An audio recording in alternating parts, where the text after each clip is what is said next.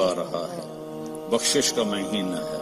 रमजान साल के 12 महीनों के नाम अरबों ने रखे, 11, और 12वां महीना रमजान का नाम अल्लाह ने रखा, शहर रमजान, जो कुरान में आता है। रमजान का मतलब क्या है? जलना, जलना। और जलने और रोजे का क्या ताल्लुक है कि जब कोई मोमिना रोजा रखते हैं तो अल्लाह उसके पिछले गुनाहों को जलाना शुरू करते हैं। किस में? उसकी भूख की आग में। दूसरा, फिर तीसरा, फिर चौथा।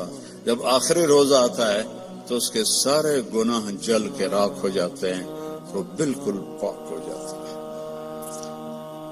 और शब कदर अगर अल्लाह दे दे, 5 रातें तो हैं, एक तो जरूर होगी ना, वो जाग लें तो 80 साल